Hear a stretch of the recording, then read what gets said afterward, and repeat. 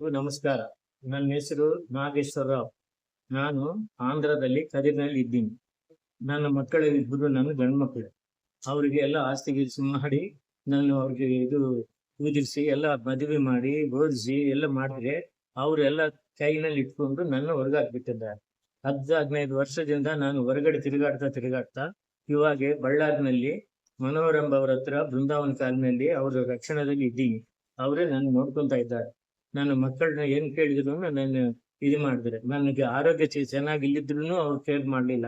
ನನ್ನ ಹೊರಗೆ ಹಾಕ್ಬಿಟ್ಟಿದ್ದಾರೆ.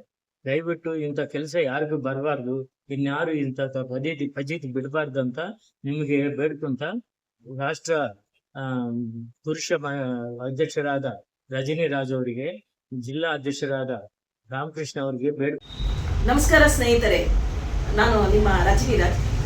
ಬಂಧುಗಳೇ, ಒಂದು ವಿಷಾದವಾದ ವಿಚಾರ ಹೇಳಲಿಕ್ಕೆ ಇಷ್ಟಪಡ್ತೀನಿ. ಕಾರಣ ಏನಂದರೆ, ಕಳೆದ ಒಂದು ವಾರದಿಂದ ಒಬ್ಬ ವೃದ್ಧರು, ನಾಗೇಶ್ವರ ರಾವ್ 77 ವರ್ಷದ ವೃದ್ಧರು ನನಗೆ ಕರೆ ಮಾಡಿದರು. ಆಂಧ್ರ ರಾಜ್ಯ ಅನಂತಪುರಂ ಜಿಲ್ಲೆ ಕದ್ರಿಯವರು. ಕಾರಣ ಏನಂತ ಹೇಳಿದರೆ, ನಾನು ಕಡಲೆಕಾಯಿ ವ್ಯಾಪಾರಿಯಾಗಿರ್ತೀನಿ. ಹಿಂದೆ ಕಷ್ಟಪಟ್ಟು ಮಕ್ಕಳಿಗೆ ಮನೆ ಮಾಡಿದೆ, ವಿದ್ಯಾಭ್ಯಾಸ ಮಾಡಿಸಿದೆ, ಮದುವೆ ಮಾಡಿದೆ.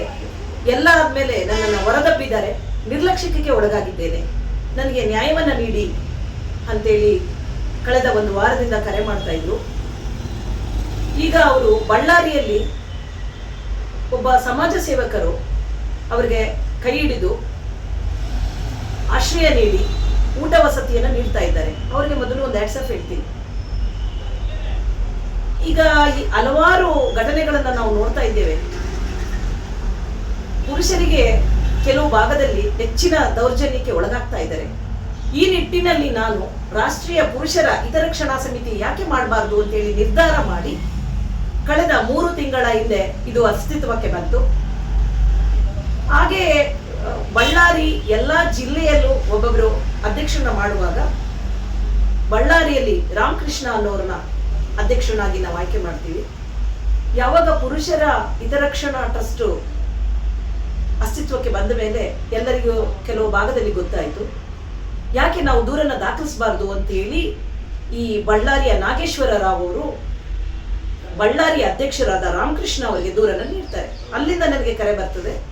ಈ ನಿಟ್ಟಿನಲ್ಲಿ ನಾನು ಯಾಕೆ ಈ ಕೇಸನ್ನು ತಗೊಳ್ಬಾರ್ದು, ಯಾಕೆ ಈ ವೃದ್ಧರಿಗೆ ನ್ಯಾಯ ಕೊಡಬಾರ್ದು ಅಂತೇಳಿ ಇದೇ ಬುಧವಾರ ದಿನದಂದು ನಾನು ಆಂಧ್ರ ರಾಜ್ಯದ ಅನಂತಪುರಂ ಜಿಲ್ಲೆಗೆ ನಾನು ಹೋಗ್ತಾ ಇದ್ದೀನಿ ನ್ಯಾಯ ಕೊಡ್ಲಿಕ್ಕೆ. ಕಾನೂನಾತ್ಮಕವಾಗಿ ನ್ಯಾಯವನ್ನ ನೀಡೋಣ.